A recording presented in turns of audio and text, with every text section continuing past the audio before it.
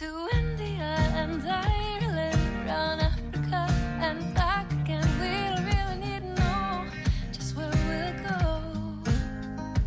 Maybe Canada, then to Brazil, then through the Alpine foothills. All I really want to know is, can we go? Oh baby, can we go? Round and around the globe.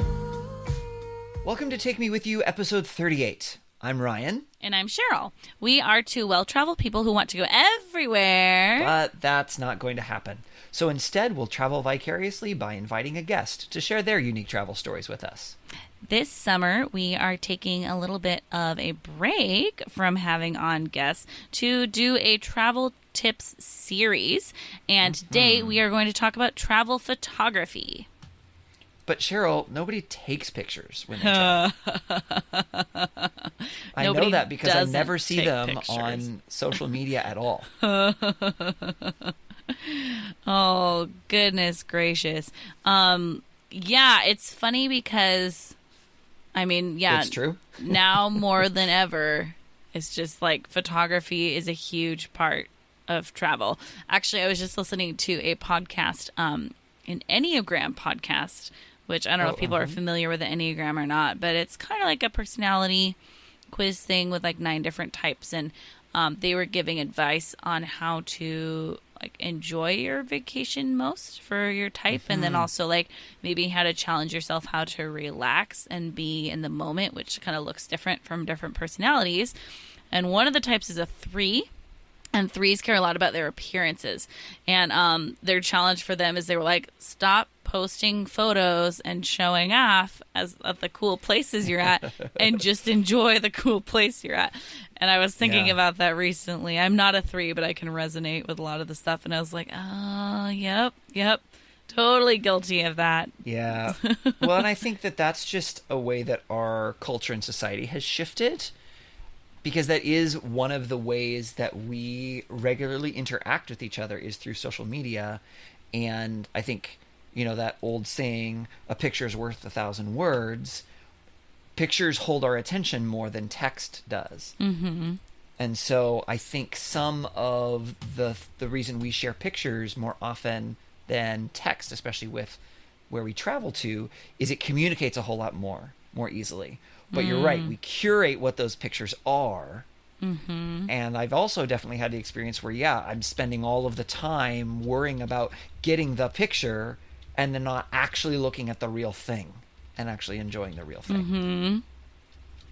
Yeah, absolutely. And I think for me, that's definitely a tough thing, is because I love photography so much and I enjoy things through a lens, but then also that can kind of be a burden, as I've talked about on previous episodes, of like whether it's like the physical weight of the camera that I'm carrying or just the distraction of that. And so certainly, especially when I'm spending time with other people, I have to be really careful with what photography looks like in that moment and how to be respectful of other people and my relationship with them. And that's where like I am so thankful for smartphones that take good pictures, because like I'm gonna have my phone with me anyway, and that can be so nice. Just like whip out my phone really quick, and you can be so inconspicuous with it too, and that can be nice. And so I think in this episode we can talk both about photography in the terms of like, if you're just going to bring your phone because your phone has a good lens and that's what you already own. I mean, And that's the like type of photographer I am. Yeah, and that's a camera that is several $100s, you know, and so and then we can also kind of talk about like gear, but I think it'll probably be more helpful to focus on like how to take those good shots, or you know, just some things like that. So Ryan, what does photography and travel look like for you?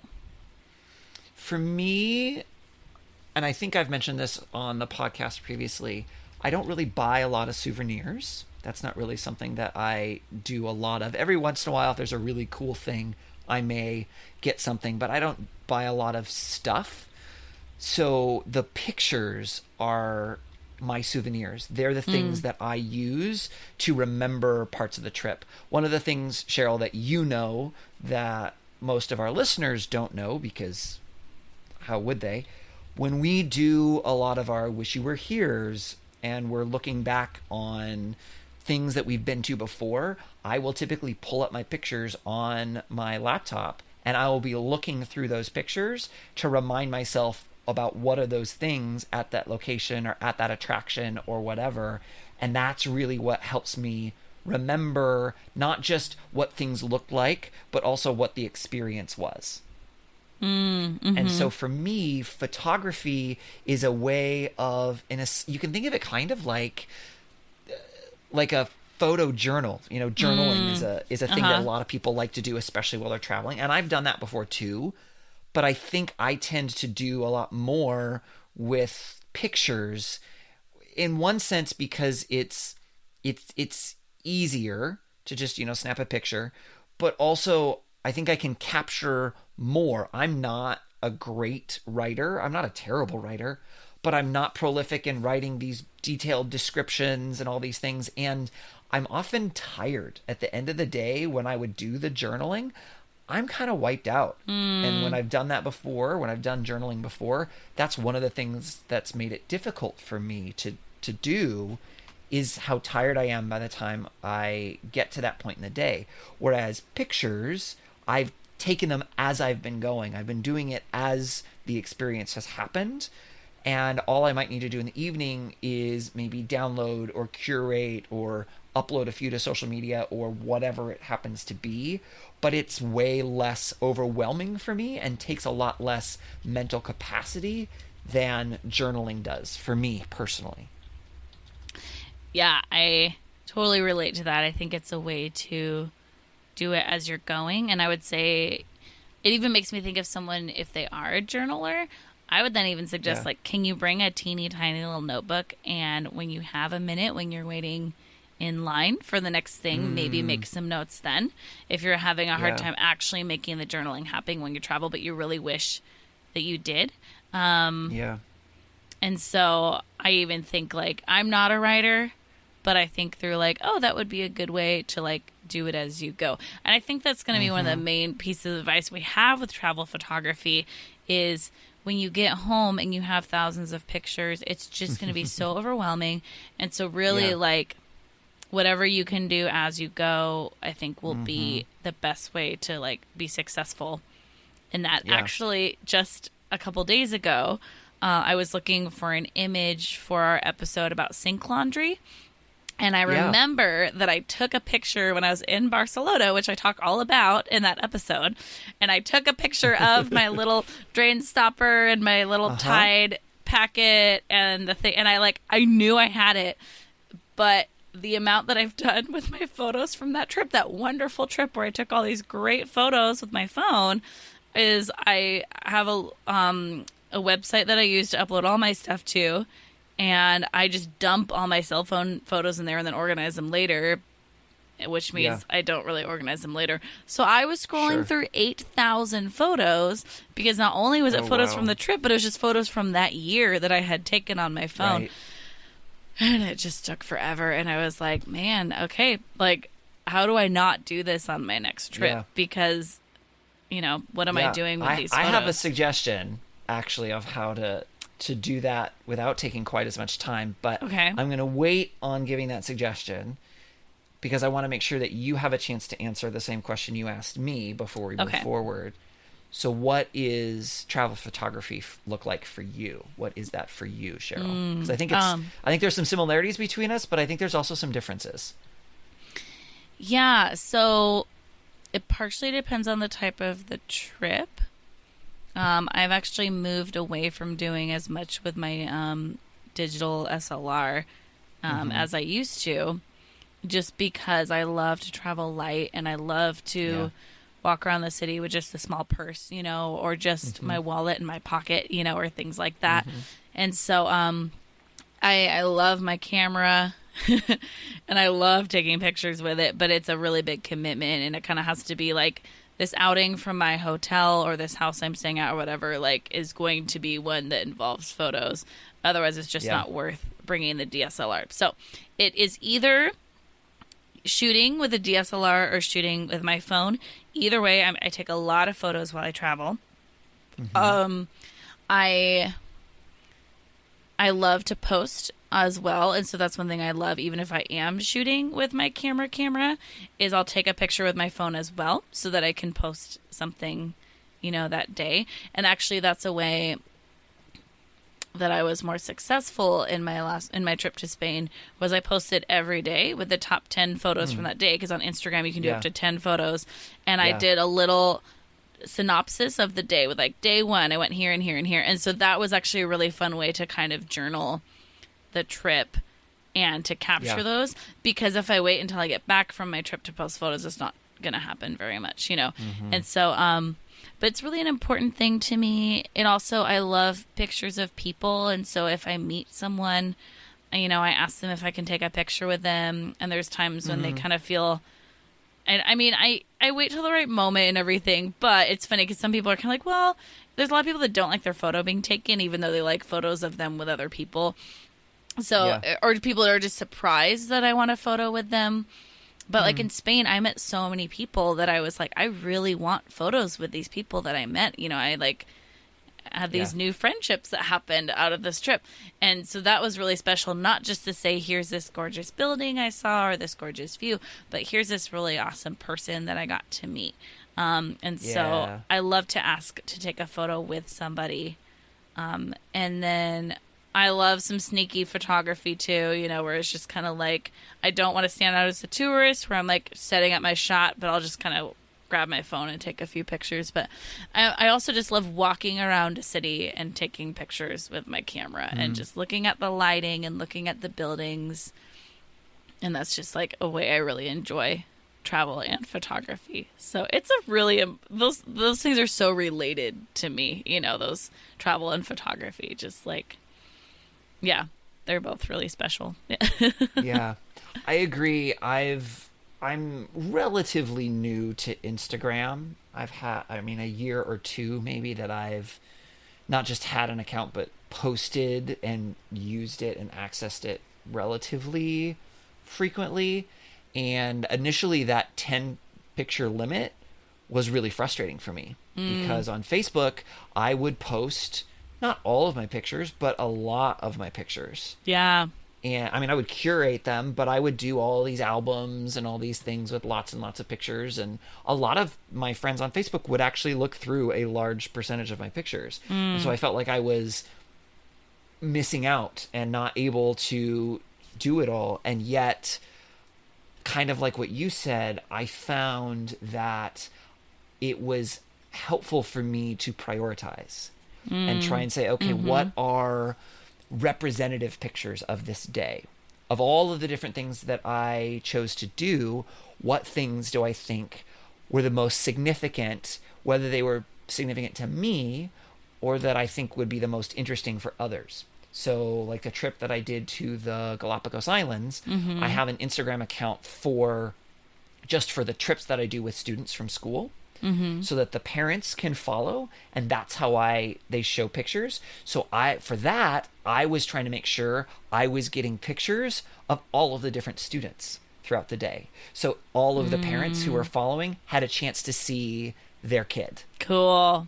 I love so that meant, okay, well, I've got this picture here and I've got that picture there. And okay, I know I've got 2 of these ones already. Oh, I haven't had a picture of this student. This is a good picture of that student, to try and make sure that all the parents could be participating in the trip from afar, because I think that's something that with social media ends up being more important for parents. And depending on the relationship between the student and the parent, and I don't necessarily mean good relationship, bad relationship, but just what those dynamics are, because with teenagers it can even change from day to day. Some of them may not really be communicating with their parents, even if they had cell service, to be saying, oh, we did this really cool thing, here's this picture. And yet the parents are still interested in what's going on. So for sure, kind of being able to use photography as a way to bridge that gap, and That's also cool. to be communicating to the parents, hey, see, your kids are safe. Yeah. You can see them. They're fine. They're not sick. They don't have injuries. Your kids are alive and well and doing well, just to help the parents not be as anxious as well. I like that. That's awesome. So let's talk about gear a little bit. Okay. So I think you should start with your DSLR because that's the most gear heavy. Mm-hmm. And then I can sort of talk about the cell phone side of things. That sounds good. So I have a Canon DSLR. It's a 60D. I love it a whole lot. I do have a lens that goes from 18 to 200 millimeters. Wow, which, 18 to 200. Yeah, which means the 18 is a super wide angle. So way wider angle than like your phone is going to have as far as where you're standing. You can see so much around you and everything. Yeah. And then 200 is a pretty decent zoom. Yeah. That's a big lens, and I have seen over time that the quality isn't quite as good as lenses that don't have as much of a range. It's still really good. And so if I just want to bring one lens and I want to be able to zoom, and that's what I'm going to do. It fits. I have a couple of different camera bags, but it fits in my camera bag that looks like a camera bag that just fits the camera with the one lens on it with a couple tiny pockets. So that's great. If I'm bringing another one is I just like to bring the 18 to 55 lenses, which is the standard lens that comes with the camera. It does a good job. It's way lighter. It doesn't take up as much space.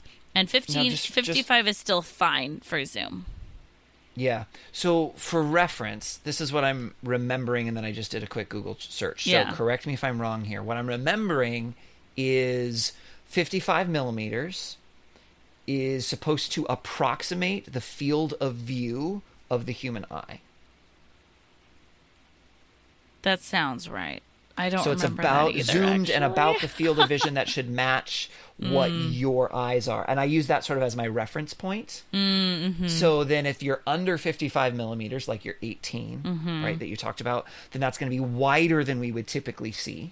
Yeah. And if you are above that 55 millimeters, it's going to be narrower, but that means it's going to be closer. Yeah. In. And I just did a quick because for me, the millimeters is still helpful because I started with photography things before really cell phone cameras were a thing. And so now they talk about the number of like X, right? How many times? Yes. Zoom. Yeah. So 200 millimeters, it looks like is about equivalent to a 4X. Gotcha. So 4 times Yeah. zoom. So most phones, if they have any sort of zoom or like optical zoom, it's usually going to be a 2X. Usually they don't go up to the 4X. So your 200 millimeter lens is still going to get you closer than anything you could get on your phone. Gotcha. Yeah. Yeah, that's totally right. Yeah. And then that 18 is really nice. If you're taking a group photo or, you're taking something that's right in front of you, getting that wide angle can be really cool. So, one of my favorite lenses is, it is a 55 millimeter. No, it's a 50 millimeter, and that's it. It doesn't zoom in or out. It's just 50 millimeters. But it goes down to a 1.8 aperture. And what that means is that it goes to a very shallow depth of field. So it's like the picture where like the thing in front of the camera is all in focus and then everything else is just blur. Instead of being able to see the trees, you just see green, or stuff like that. So that's where you get the like fun artsy photos. When I take portraits of people, I use it a ton. It also is a very crisp image. It's also tiny because it doesn't zoom at all. So it doesn't take up very much space. And so that's a really fun one to shoot with. And the that aperture also just lets in a lot of light. And there are so many conditions where you're just in spaces where there's not a lot of light that's really fun too. I don't know if that's as good of a travel one because zooming is such good versatility when you're going all around and seeing all sorts of different sites and everything. But that's a fun little one. I have several batteries. That blur effect, because a lot of phones now are approximating that. I believe they call it the bokeh effect. I haven't heard that term. That's interesting. Here, and there's I'll also double-check like on Google. phones like I think Instagram does the thing where you can just like tell it where to blur.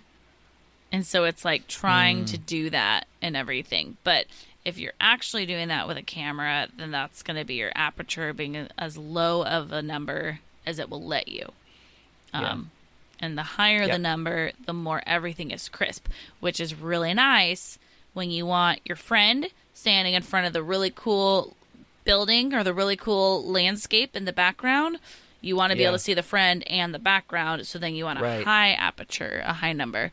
But that's going to let in less light. So I travel with several batteries, a battery charger, a 32 gigabyte SD card, I think. Yeah, I think it's 32. So that holds quite a lot. I also have a couple backup SD cards. And then I got my own camera strap as opposed to the standard one. It comes with, it's more of a cloth. It almost looks like I'm wearing a scarf. So I like that because you don't see Canon around my neck while I'm wearing it, and it's more comfortable as well. So I have found that although I still have a giant camera on my neck, if you're looking at just like my neck area, it just kind of looks like an item of clothing. And so I like that as well. And then I have a couple of different camera bags. So it kind of depends on like what I'm doing with travel. First of all, I just have a purse that is big enough that I can just put my camera in it. And sometimes I'll just do that because I don't like looking like I have a camera bag when I'm a tourist in a city or whatever. Sure. I also have a camera bag that, again, kind of looks like a purse. Looks more like a vintagey camera bag where it has spot for 2 lenses. But what I'll do is I'll just put my other purse stuff in one of the spots for the lenses and then just use one lens on the camera. So that works as the purse and the camera bag. When I'm just going to shoot a wedding or whatever, I just bring my normal camera bag because who cares? I look like a photographer. So that's if I'm bringing all that stuff. If I'm not, I think I mentioned maybe in the technology episode that I have a little tripod for my phone that also comes with a remote that does like a Bluetooth connection. And I love that. That is really fun. It was so fun when I was traveling solo and wanted pictures of myself that were not selfies. I wanted a picture of me standing somewhere or sitting somewhere. Like I would set up a shot, and so I would just do that for myself with my phone. And that was really fun. You could also get a remote that would pair with your DSLR and do the same thing, where you could take a group photo or just have it on the timer function would be another thing. I used to have a little tiny camera that the classification, I think, is an advanced compact camera. And that's where you can do a lot of the advanced manual settings like you can do with the DSLR, but it was on a little digital compact camera. And that was really nice because I like being able to tell my camera what the shutter speed should be, what the aperture should be, the ISO, all those things. But it was really nice when I used it a lot, and that was before the age of smartphones though. And that was great to have a little camera that was still, it would do up to a 60-second shutter speed, which means that it was the camera was taking a picture for a minute. So I could take pictures of the stars with that little camera, and that was very cool. So I would say that's even another thought if somebody wants to buy a camera, but they're like, man, I just don't know if I want this big thing, and the expense is like, look into advanced compact cameras. And these days, the little cameras like are so quality. I compare it to like my first digital camera, and there's some really quality things out there. And so I would say be careful if you're looking for zoom, that you want real zoom, not the is it optical zoom? Is that what it's called? Where it just digital zoom. Digital zoom is what you like. Yeah. That's where like it's the same as cropping a photo, where you're not actually getting any more pixels or anything. Right. So I would say like I had a camera that would do digital zoom, and I would never shoot with it because I would rather just use the optical zoom and then later crop the photo how I wanted it, because it's doing the exact same thing. But there's a little more control, and it's going to be less shaky because when you're zooming, it's more likely that your photos are going to come out shaky. Question. Yeah. So you mentioned the SD card that you bring, and I only know that this thing exists. I don't actually 100% know what it means. but do you shoot in RAW or not? So RAW is a type of file instead of a JPEG, which you probably know. JPEG. You can shoot in RAW, or you can shoot in RAW plus JPEG, where then you end up getting two files, two images. One of them is RAW, one of them is JPEG. RAW, the reason photographers do it is it's greater capacity for editing. There are more things you can do to a RAW photo when you're editing it in Photoshop or something like that than you can to a JPEG.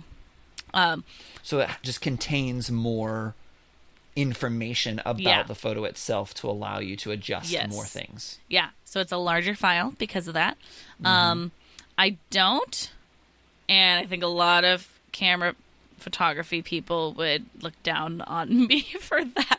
But just the amount I'm editing is not a crazy high amount typically. So I just shoot in JPEGs. But RAW is a pretty cool tool. It'll definitely eat up your memory a lot faster. And then it's like, well, are you actually going to edit in RAW? Then that's a good reason to do it. So that's a thing. Let's see. So let's talk a little bit more about cell phone photography. Sure. So I would love to be able to get the quality of a DSLR, but as you've already talked about, Cheryl, I'm pretty unwilling to lug one around, and they're not particularly cheap.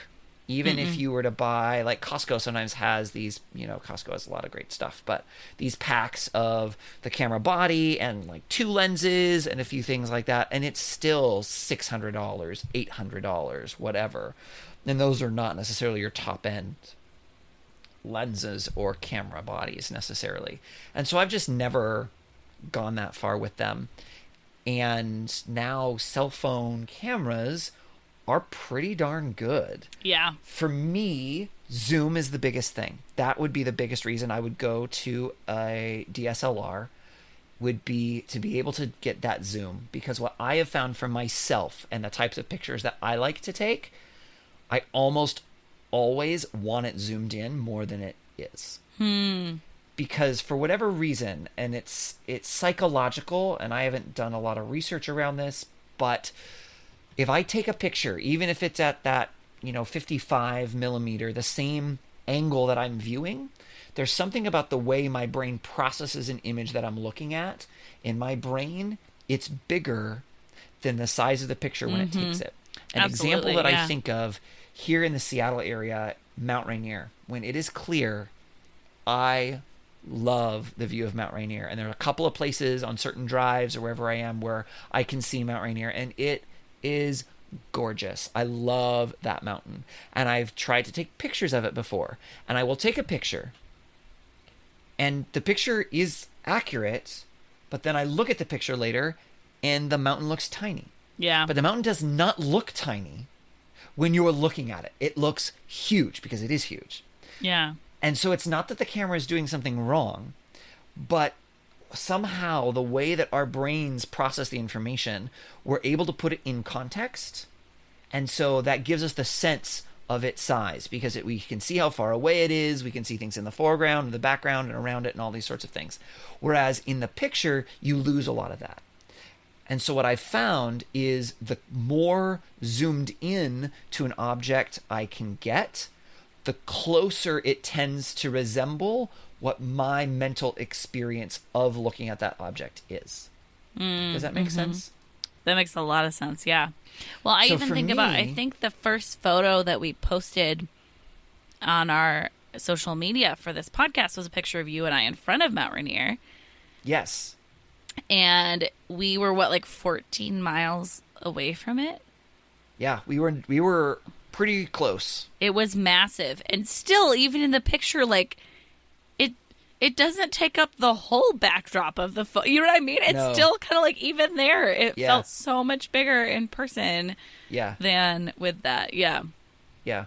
Mm-hmm. So for me, what I'm looking for when I'm getting a new phone, I'm looking for what the zoom can do. So my most recent phone, and this is not necessarily an advertisement for this phone. There are a they're lot not of paying options us, for phones. so well, they're definitely not paying for us. But I'm an Android user. I'm not in the Apple world. Cheryl, you've been in both, actually, I believe. Yes, I have, But yeah. you're currently an Apple user Yep. for your phone, right? An iPhone. But so I've got a Samsung Galaxy, and I was upgrading to the S9, and I was trying to decide between the S9 and the S9 Plus. I don't like big phones. I don't need my phone to be big. My phone's usually in my pocket. I don't need the screen to be super large. But I ended up going for the 9 Plus because it had two lenses. It has a dual lens, one of which is a 2 times optical zoom. Not a digital zoom, but an optical zoom. Oh, so all right. it allows you, so it doesn't really zoom in, although there is a way to do that digitally, but you can actually choose 2 modes, one of which actually uses the other lens so you can actually get closer.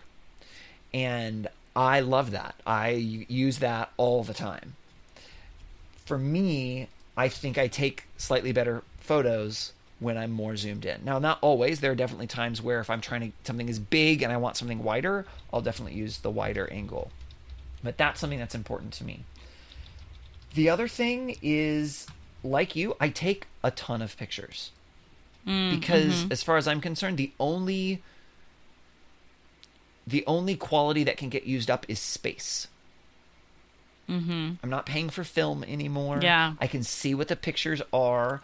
I can take lots and lots of pictures. And that's the way professional photographers, for probably about as long as there have been professional photographers, that's one of the ways that they get so many really good pictures. Yes, they are skilled. They know what they're doing. They know how to set up a shot. They know the settings.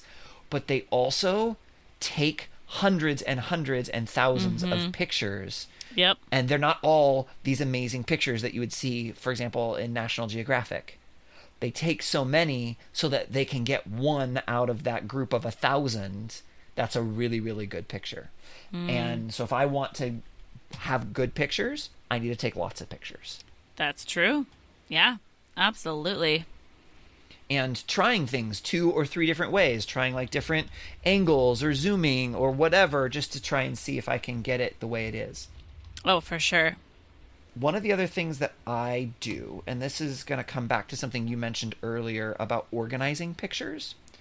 One of the things that I really like about doing it on my phone that I can't easily do, I don't think, with a DSLR, is my phone. I use, like I said, an Android, so that's a Google thing. And I have Google Photos, which you can use for free as long as you don't upload your highest resolution pictures. So I have it set to automatically upload all of my pictures at night when I'm on Wi-Fi and plugged in.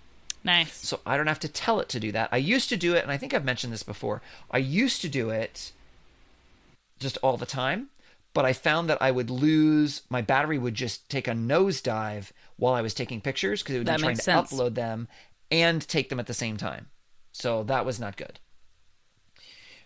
But the advantage to that as well, so first of all, it's backing up all my pictures. I have a friend who went to Africa and took a whole bunch of pictures and wasn't able to connect to Wi-Fi to back them up for several days. And then I don't remember if he lost his phone or it like fell in the water or something, and he lost all the pictures because they weren't backed up Wow. anywhere, Oh, and he just lost them, no. and it was very sad. And so that's just a great safety thing for me to know that, hey, at night while I'm sleeping, my pictures are being backed up automatically. I don't have to do anything. It's just doing that as long as I have Wi-Fi. And anywhere I'm traveling these days that I'm staying, they're going to have Wi-Fi access, at least where I'm staying, even if I don't have that everywhere else where I'm traveling. The other thing that's awesome about Google Photos, and you were talking about sorting through, 8,000 Yeah. photos, Yep. it automatically dates them. That's cool. So if I know when the trip was, and I can do this on my phone, and I can do it through a browser on a computer, I can scroll through the dates and get within a narrower range of when those pictures are. So I don't have to just go through a whole bunch of folders.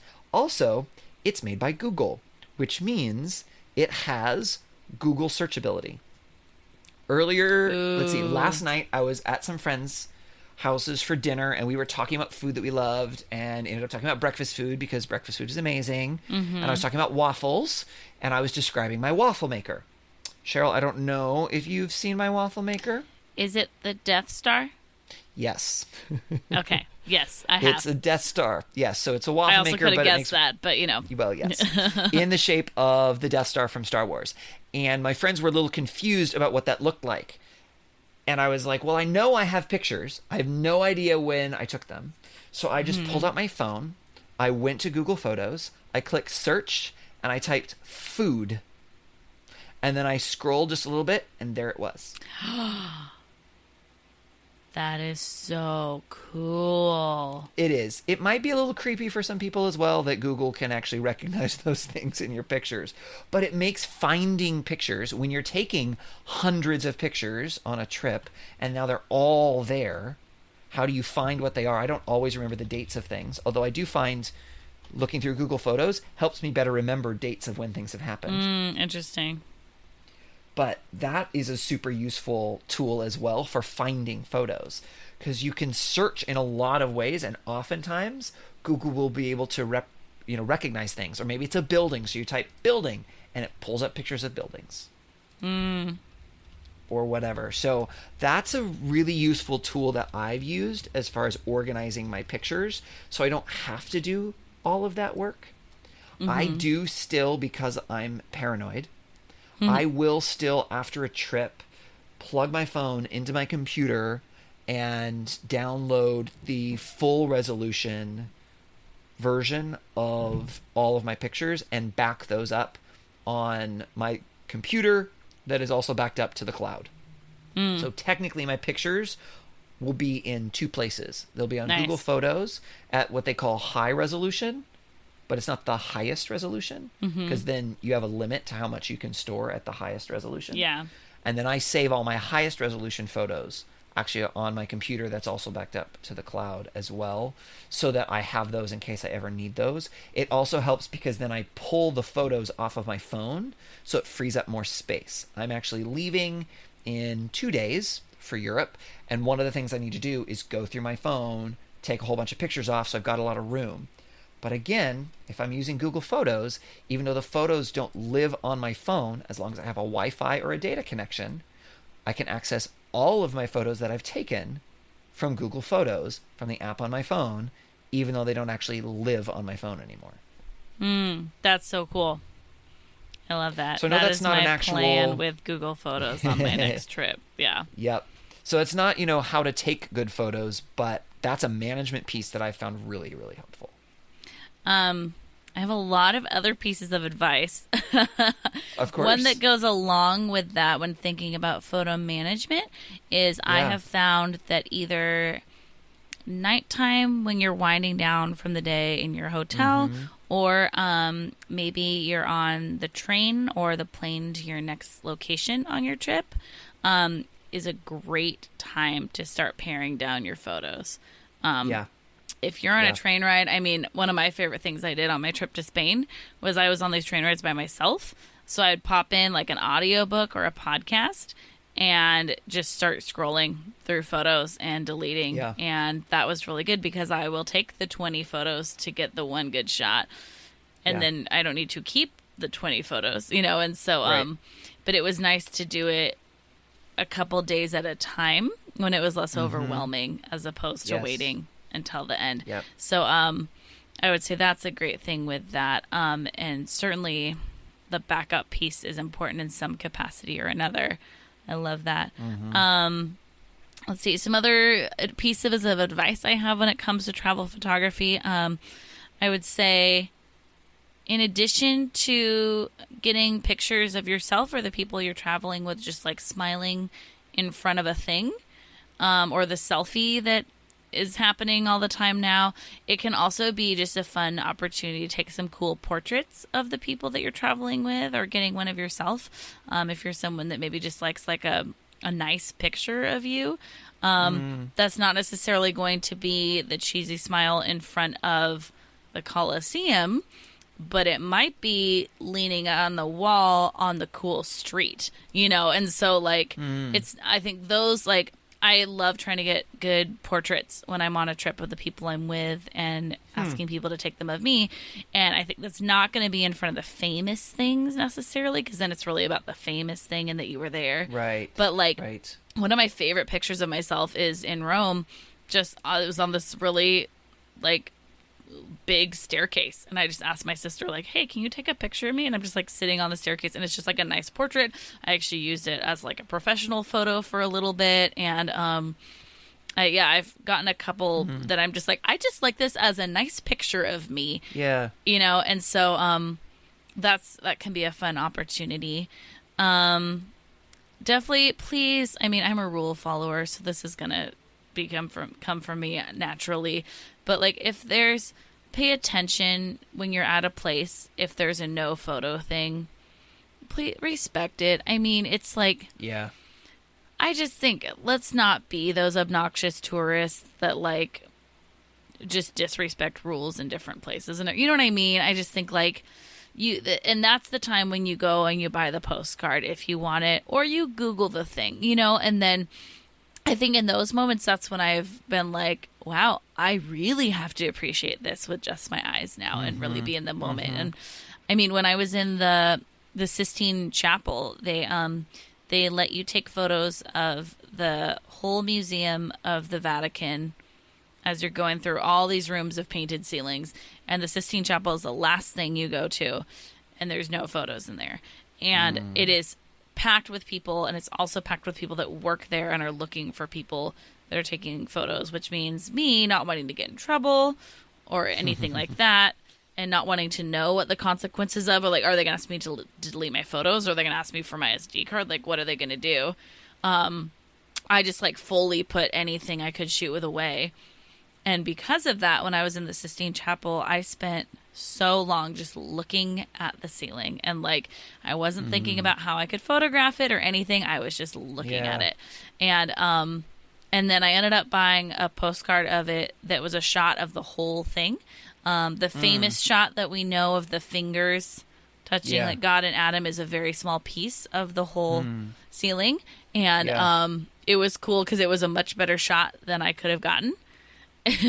And it was I don't know, that was I don't normally buy a lot of postcards, but that was kind of a fun one to get. And so I don't know, I would just say like it's a good thing to pay attention to. There's a lot of places you're going to travel to where there's going to be, and it's just an image of a camera with an X over it, and like let's be polite to other people, shall we?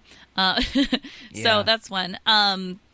Power is a good thing to think about. So like if you're shooting with your phone all day and maybe looking up directions to places or whatever else you're doing, then definitely having like a power brick with you can be good. And then also I'd just say like something that can plug into a wall. And if that's another country, the adapter with you can be cool, because maybe you get a chance to sit indoors somewhere and there is an outlet that you can plug into to charge up too. So I would say be careful when you're taking pictures to not let your photography kill your battery and then you can't find your way home because you're relying on your phone for your map as well. Also, I would just encourage everyone to take unique shots and really think about things from new angles, because there are so many of the same picture out there in the universe that you can, and I would say, yeah, sure, take the standard shot. Like, get the good view of the thing that you're looking at, like everybody does. And then I would say, like, think about other ways that you can represent it. And so part of that is maybe even think about how you appreciate what you're looking at. And if you appreciate, you're like, man, I really like the detail in this building, then get up close and take a picture of that detail so you can remember that.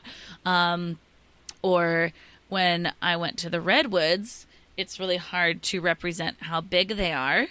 Yeah. So I got a picture of somebody hugging one of them, because then I could see how big they were. Or I got, like, I did a panorama of it, like a vertical panorama, because it kind of gives you that feeling of like, wow, this tree is looming over me and it's massive, you know? So I think there's some fun ways to think about how to, especially if you're taking a picture of something that is really big, you know, you're like, well, how big is it? Then get a person in front of it, you know? I have a friend who went to Pisa, and I mean, we all know the picture that you take with the Leaning Tower. Sure, where you're pretending like you're holding it up. Yeah, so she took a picture of all the people on the lawn trying to get that photo. That's funny. And I love that, just as like thinking about like the moment she was in and trying to get a new angle and everything. I think that that's perfect. And I think even thinking about like, if you're walking on a cool street, get your feet on the street. Or I love to put my camera practically on the ground looking out and like get the street all up close and like a ton of the shot, and then like the buildings above it can be really cool. Yeah, playing with what's in the foreground and background of your photo, or just really think through like what are ways that you can have fun with photography on your trip and maybe get something that was unique to you and your experience of where you're at. And so I think that can be really fun.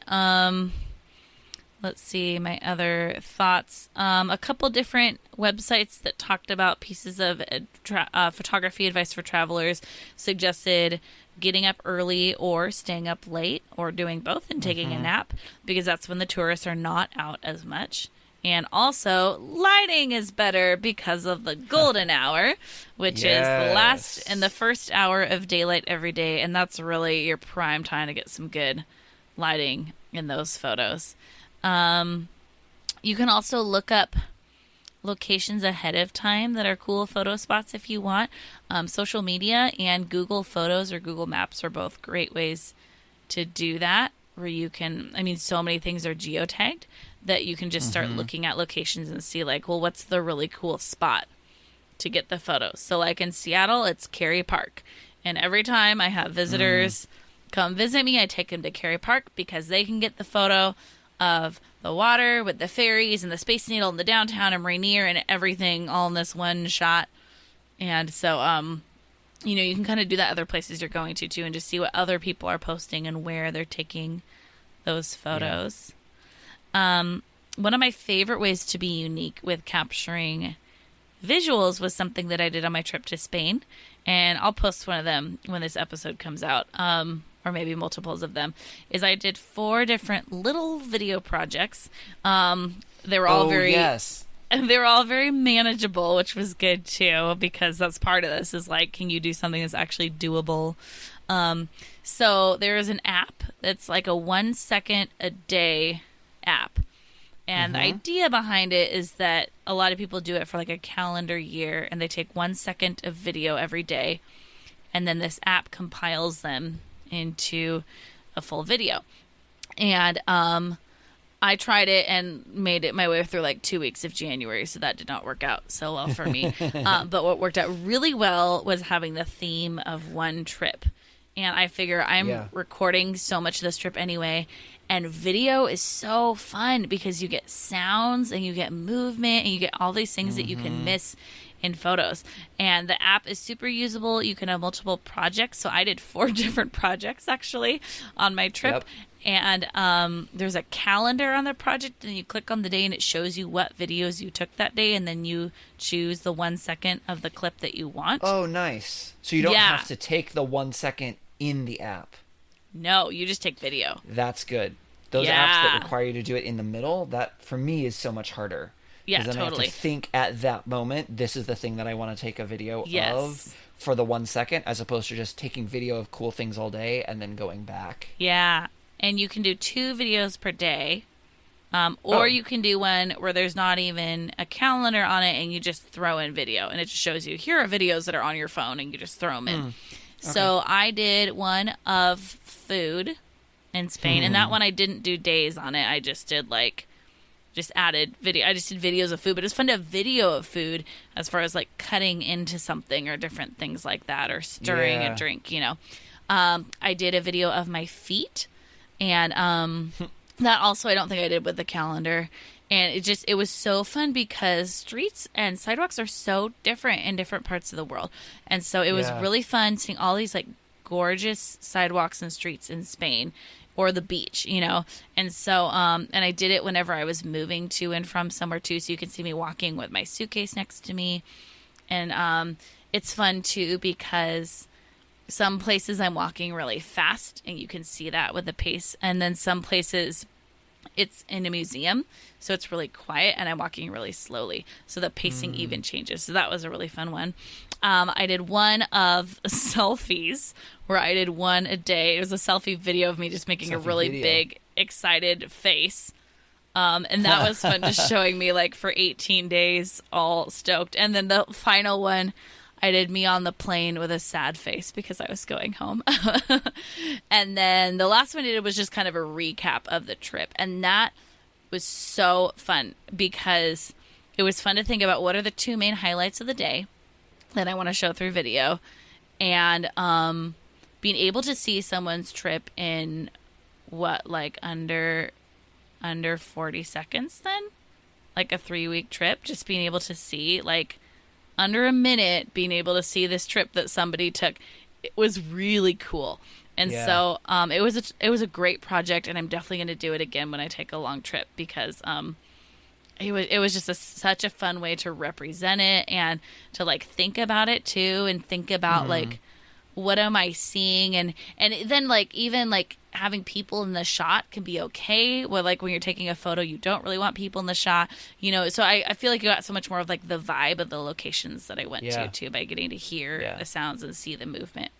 So that is just a huge one that I would recommend. I'm also, separate topic, I'm not into saving a lot of stuff, and I think Ryan, you're kind of the same. You mentioned that your photos are your souvenirs.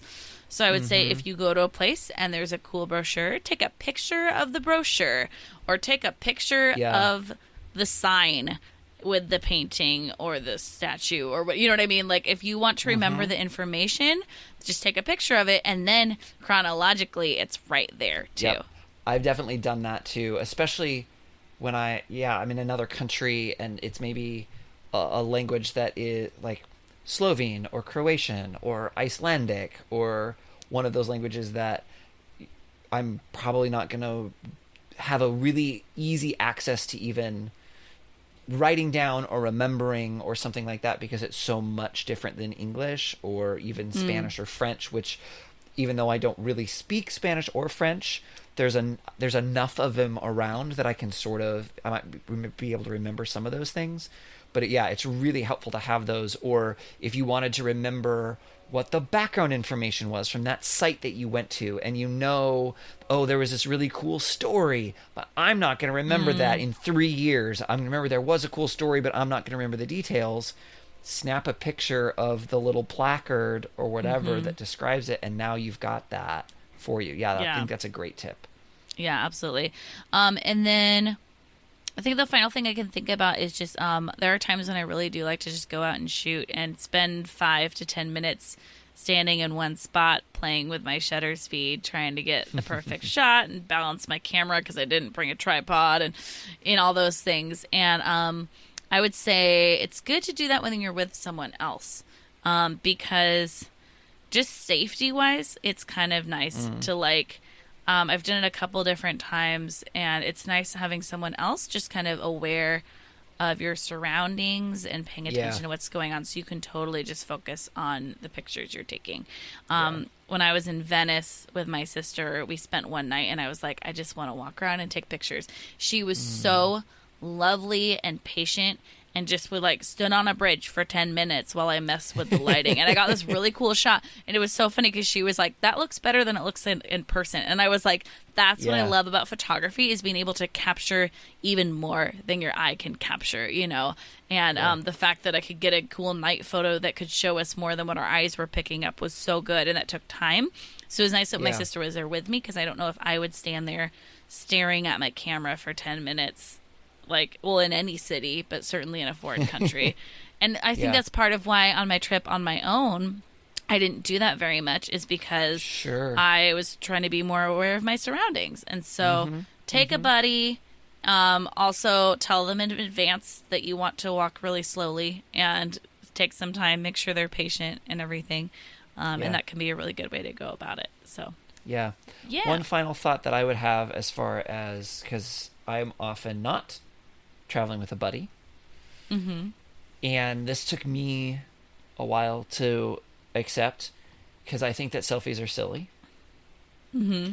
However, I realized I took lots and lots of pictures.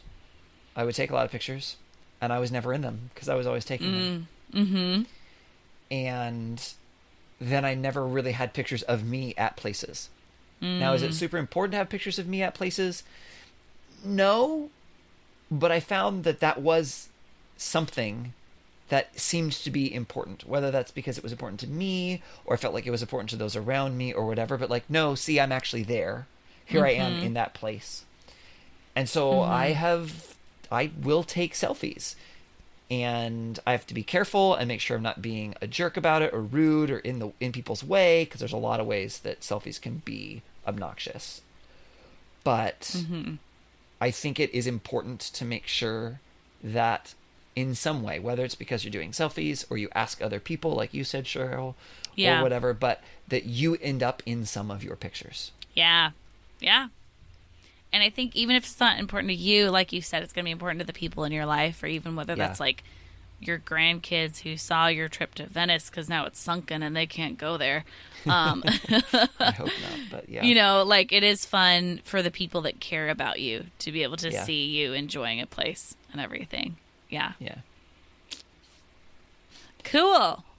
All right. I think we've obviously not covered absolutely everything there is about travel photography because we couldn't do that in one episode. Nope. And neither Cheryl nor I are complete experts in all things travel photography. But hopefully this has been helpful for you all who are listening. I'm actually going to add an extra thing to this episode that we don't typically do.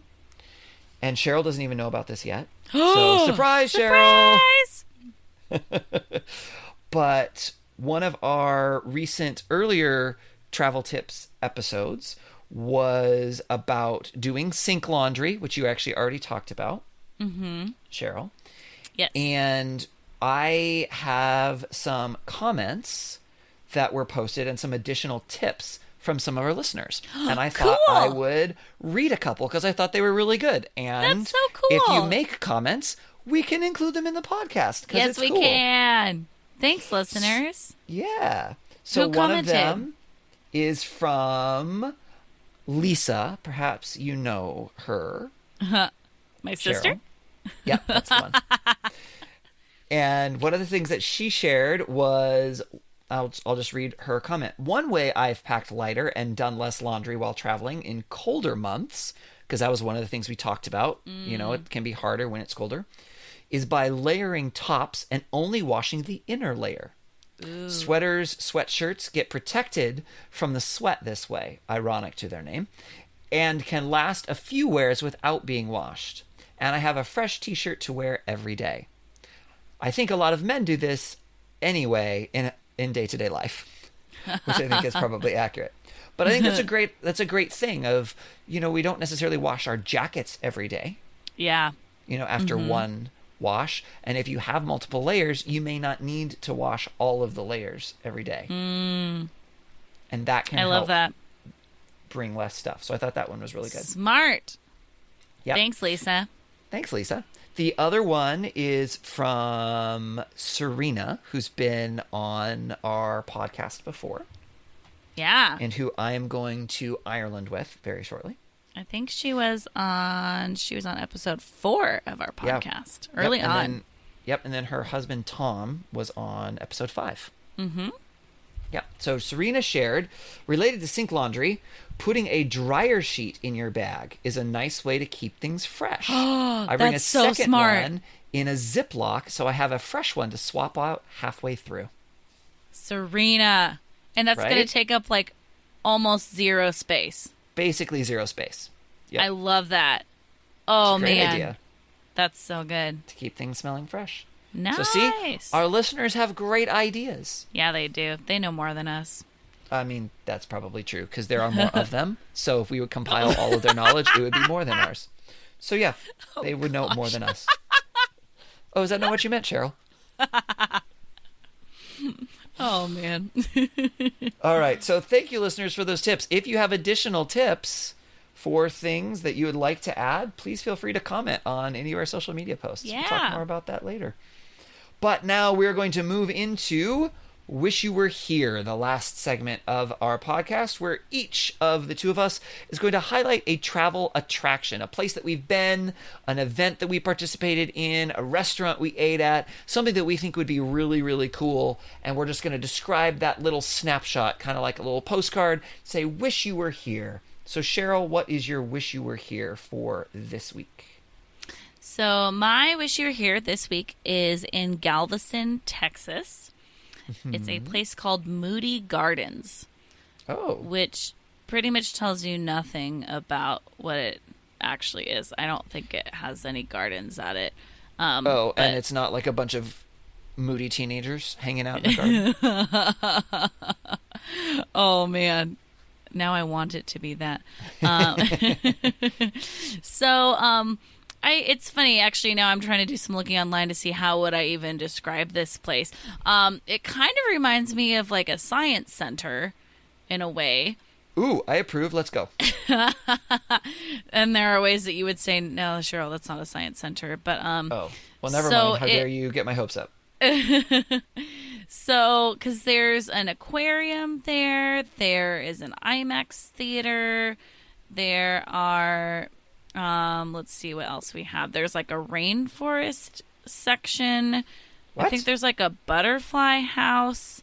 And then there's like very silly, like things. It's like the Star Tour ride at Disneyland where like your seat shakes and you watch this screen and it feels like you're like on this interactive adventure and everything. You're getting very excited. Are you looking it up online? I'm looking at the website. Nope, and I'm sorry. I laughed because the very first landing page on here, it has a picture of some tropical fish and coral reefs, and it says, "Be a reefer. Help save our coral reefs." And I just thought it was funny. Oh, that's wonderful. I love that. It's also Different kind of kind a of bummer reefer. because one of their first pictures is also of SpongeBob, so that's fine. Yeah, but there are these different pyramids are the different sections of Moody Yeah, Gardens. I think I may have seen that when I was in Galveston. We drove past it, but didn't go Oh, in. yeah, it's pretty big. Also, so I went there in maybe 2011. Sounds about like the time I was going there. Not quite sure on the exact year, but so it's Probably been close, yeah. it's been a little while. But my siblings and I, we went there together. And we were looking at their website as we were headed there. And there's also like a high level of cheese going on, which like to us makes our enjoyment just even more so. I love cheese as in cheesy, not as in you can eat a lot of cheese. Ooh, I want a cheese pyramid. That sounds really good. No, Okay, it was cheesy. cheesy. And Like so, corny, okay. like, at the time, they had this Dora the Explorer 4D adventure. 4D. And it was like one of those things with like the 3D glasses and like it described like the leg ticklers and different things like that. The point was like there's the interactive thing, you're watching the 3D thing and it feels like things are touching you and everything. But we Okay. made a lot of jokes with the person we were buying the tickets from about what is the fourth dimension. And we're Yeah. like, well, is it time? And it moves forward at a linear rate. And she just was like, we were making all these jokes at her and she just was like, she's like, no, it's 4D. And we're like, okay, because this woman is She didn't not understand about the that problem. life. Yeah. And then we went on this Happy Feet, like interactive type of ride where like you're in this, like Disneyland does it very well, where like there's a shaky seat, but it's also kind of smooth. And there's a part where you feel like you're dropping, different things like that. But this is like a low budget version of this where you walk in this very large room and it looks like a stadium made up of like only 3 rows of benches that are like 6 seats wide or something like that. It's pretty small. And then it shook you. And my brother-in-law, Ben, who like is not about motion, chose to stay out of that one. So that was Yeah. really good. And it shook you. It was like, hey, do you want to watch 8 minutes of Happy Feet while I shake you a lot? Because that's pretty much what it was. It's like, Oh, that and sounds so we came out and terrible. we're like, Ben, you're the lucky one in this situation that you chose to not go on this one. So like that's kind of the weird part of it. But then there's also like a cool aquarium, a cool rainforest, like there's some pretty cool things. Definitely like one that you'd bring the kids to. now I'm just making fun of it because we had a lot of fun making fun of it. But like, there is a paddle boat you can ride on because there's like, what's the landmass called that is Galveston? Like, is it a peninsula, Galveston? I don't know. Or Is a it a spit? peninsula? What is Galveston? I mean, a spit is something that you do after brushing your teeth. I don't know because I don't actually know what the geography is. Because Galveston is on the beach. Yeah. It looks, or I guess it's an island. Oh yeah, it's technically an island because it's only connected by bridges. Oh, But then okay. it's very close to the land. It's a short bridge. Yes. And Yes. so there's a bay that's between the mainland and the island. And so in that bay is where you can do this like cool paddle boat ride. The funny thing was the description of the paddle boat said that it was like one of the largest, it was a replica of one of the largest paddle boats to sail the Galveston area, which then we're like, Oh, That's you, not you impressive. mean paddle boat like with a big giant paddle wheel? big You don't mean ones. like you said paddle boat. I was picturing the little tiny two-person paddle with the boats that you yeah, can yeah. do. Like the bicycle pedals, yeah. Yeah. No, this That's was not what like you're a talking about. big one with like a river cruise paddle boat type of boat. Yes. Okay. Gotcha. So it was But awesome. it's a It was funny replica because of like the biggest one. it was a replica of one of the largest paddle boats to sail the Galveston area. Oh gosh. Okay. So anyway, I'm in love with their website writer clearly because all of this was just like killing me, and I loved it a lot. And their marketing team, oh man, it was really fun. We had a great day. I would say if you have kids, bring the kids. Yeah, it was a fun experience. So if you're in Texas, if you're in Galveston, check out Moody Gardens. Awesome. Yeah. How about you, Ryan? So I am going to do my wish you were here about a place that I've talked about already several times and actually had a few wish you were here's about, but I haven't talked about this particular activity, I don't believe. And so the city is Bled in Slovenia. It's in northern Slovenia. I've talked about this. This was the place that I talked about where we went out on those boats at night and they had all the candles in the water and we were like out boating on the candles at night and it was kind of like in Tangled. Do you remember that? Yes. Yep. At last I see the light. Yep. That's the one. That place. And I also talked about there was the toboggan kind of sled hill thing that you could go down, right? That's overlooking the lake in Bled. So it's all the same place. So one of the things that you can do is, again, there's these handmade boats, rowboats, because there's no motor vehicles allowed on the lake. It's not Cool. a huge lake, but it's not a tiny lake either. And there's a little island, not quite in the middle. It's kind of off center, but it's more or less in the middle of the lake. And you can take one of these boats out to the island, and there is a church on the island, not a very big church. And the island itself is not super big, but you can go out to this island, and then there's these steps, and I don't remember exactly how many steps there are. There's like 117 steps or something like that. And a sort of a cultural, I don't think myth is the right word, maybe tradition is the right word or something, but is that married couples, one of the individuals is supposed to carry the other up all of these steps from Whoa. the water level up to the top where the church is, some 100-odd steps. And I think What? it symbolizes that, a long and happy marriage or something like that. I think it symbolizes leg muscles. I think it also symbolizes leg muscles and a little bit of trying to show that you're macho. Yep. But it's pretty funny to watch people do it, and I've never tried to carry someone because no thank you. But it's really, really, it's a beautiful island because now you're in the middle and you're looking out. You get to go on this boat, which is incredibly cool because, and I think, again, I mentioned this before, but I guess technically it's a rowboat. They're very, very big. They can fit, 15, 20 people in them. But the what would you call it? It's not a pilot. The person driving the boat? I don't know how you would say that. Boat driver. Yeah, but it's not a motorboat. I don't know. Oh, The person who is making the boat paddler. go, paddler maybe, stands in the back of the boat, and they stand up. And then they have the two oars, which are very, very long, because again, they're standing. And they have this interesting motion that they do where they do it, it's all with their arms, and they move forward and do a twist to actually get it to move. And they do these twists with their wrists and their arms.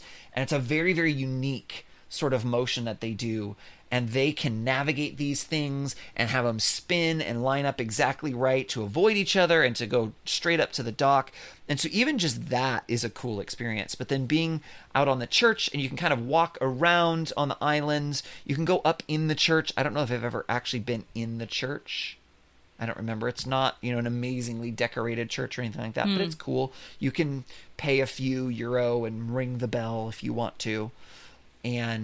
But you can kind of go up, and there's a few paths that you can kind of walk around. It's not like a major thing, but you can go down to the beach, sort of beach, waterfront, and go swimming if you want to. One year that we were there, we got out to the island, and then there was this freak thunderstorm. Whoa. And not just like, oh, look, it's a thunderstorm. I'm talking the heaviest rain I have ever been in my life. And there was a literal waterfall flowing down the kind of cobblestone that there was. I took a video of it with my phone because it was like a flash unbelievable. Yeah. But it's raining obviously everywhere, but just on this little island, and the water just didn't have anywhere to go. And we were all drenched. We were just oh my goodness. drenched, but it's in the middle of the summer, so it wasn't cold. Ha! That's cool. It wasn't exactly warm at that point when you're drenched. And then everyone is like huddling in the gift shop and the little restaurant that's there, because that's the only real place to be that isn't outside.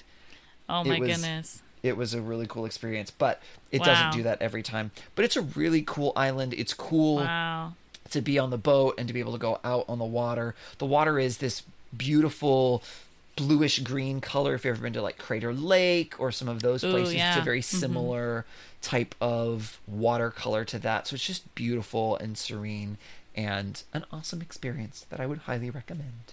I love it. That's Me awesome. too. That's why I shared it. Cool. I think if you ever get married, that you should get married there. Okay. Don't feel like you have to carry her. Feel like you guys could both handle yourselves and carry yourselves up those stairs. Carry yourselves. Yeah. Get yourself up there. Come on. But yeah. I don't know. It sounds like a cool Ryan wedding spot if that day Could be. happens, So would Galaxy's Edge. That'd also be a cool Ryan wedding spot. Just going to throw that out there. Real different experience, I think. Both would be like expensive for guests to come to. Yep, definitely destination weddings. Uh-huh. Yep, for sure. And on that note, we're going to wrap up this episode. Oh boy. Yeah, we are.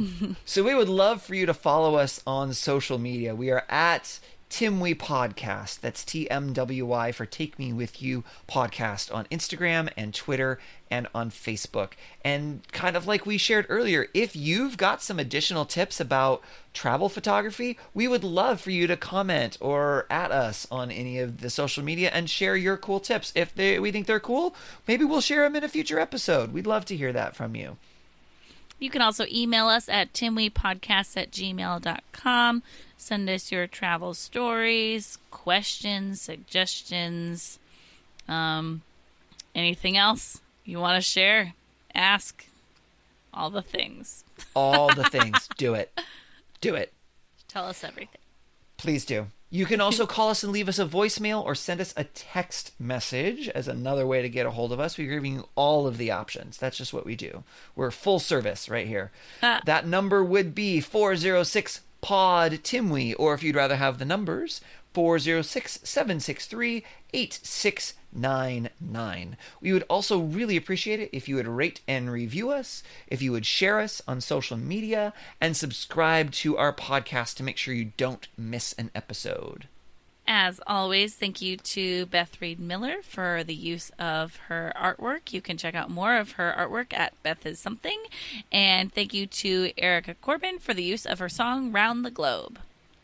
That's going to do it for this episode. Thank you for listening. And until next time, please remember to take me with you. Take me with you! Can we get a sailboat chasing down the sunset as we float round and round the globe? Salty air and balmy nights, guided only by the lights above, and light little love. Oh, the world is out there waiting to explore, and all our troubles here want them to be